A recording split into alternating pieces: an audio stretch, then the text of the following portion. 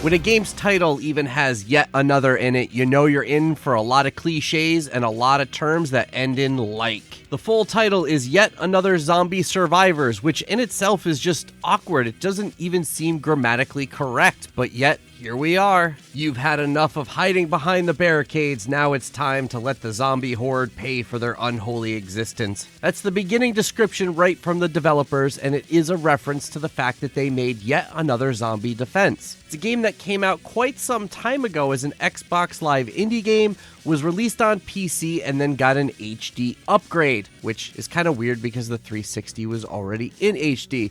But nevertheless, this is their latest game, and now it's taking on a different genre, and that is their self-described survivors-like. Yes, this is basically Vampire Survivors, but in 3D and with zombies. So what's the story in Yet Another Zombie Survivors? Yeah, it's still just weird to say. It's just to survive the zombies. Even the description says to forget about complicated controls or hour-long cutscenes. The controls are definitely not complicated because all there is to do is move around.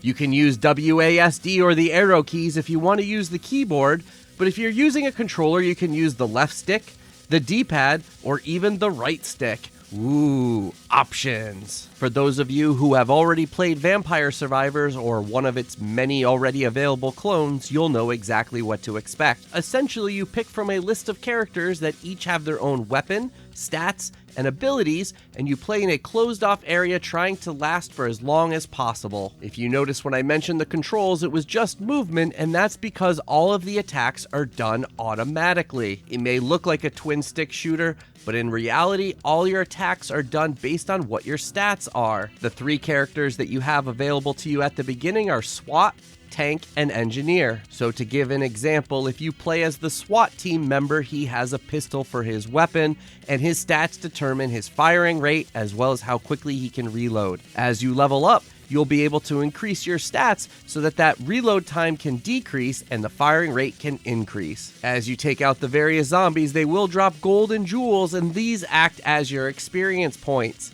If you don't collect them, then you don't level up and you can easily get overwhelmed. This type of leveling is only for whatever run that you're doing at that particular time, and they do not carry over from game to game. If you manage to find actual money on the ground, as in something that looks like a dollar bill, these are what are used to be able to do permanent upgrades that do carry over from game to game. So the basic idea of the gameplay loop is to level up enough so that you survive, to be able to get enough money to get a permanent upgrade so the next time you play you survive just that little bit longer, and keep repeating until you unlock everything. So what actually makes this a bit different than playing Vampire Survivors though is that you aren't just playing as one character. As you play through a level, you'll get SOS calls. Follow the arrow to get to them, and if you stand near that person long enough, you'll save them. By doing so, you can add them to your team, or you can set them free, which will give you a cash bonus as well as a level up. You can have up to 3 team members in any given run, and then after that, any SOS calls answered will just give you more bonuses. Yes, in the end, it's really not that different from playing Vampire Survivors and just adding more weapons for your attacks,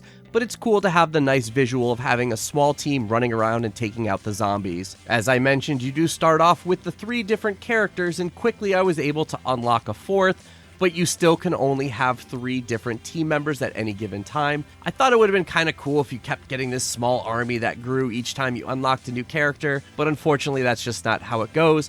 But that does add to the strategy of you deciding which character build you want to be able to use. I should probably also mention right now that the game is early access and there are a lot of features that are not yet implemented. As it stands at the time of this recording, there is only 1 level to choose from, but there are 3 modes that you can pick while playing it. You can do normal survival mode, endless mode, and then there's hardcore mode, which they describe as the normal mode on steroids. There are other levels listed on the menu, but they all say coming soon. There are 3 characters that can be unlocked extra from the ones that you start with, and then there are more that are just question marks. Each character is unlocked by doing a particular set of challenges, and the medic you need to collect a certain number of health pickups, and to give you an idea of how many, I've put 8 hours into the game and I still need to find 88 more. It's definitely designed with the long grind in mind, but I feel like that there might be some tweaking and balancing that will come later on with some updates. Another sign of it being early access is the fact that as I played as the Huntress and the Ghost, I felt like that they just didn't have as many abilities as the original 3 characters,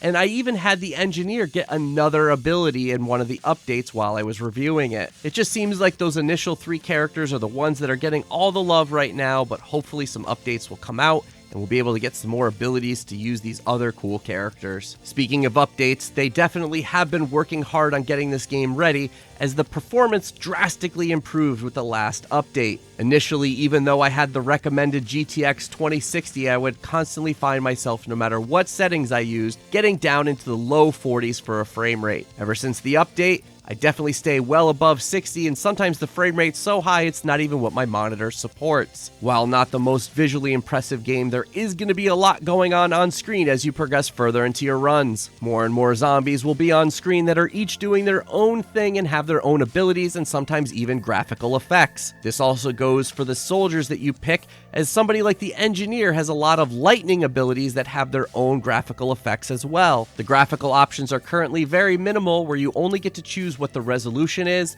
whether or not you want to use VSync, and to what degree you want to have lighting effects. As for accessibility options, that says, you guessed it, coming soon. Unfortunately, another major shortcoming with the current state that the game is in is the sound department.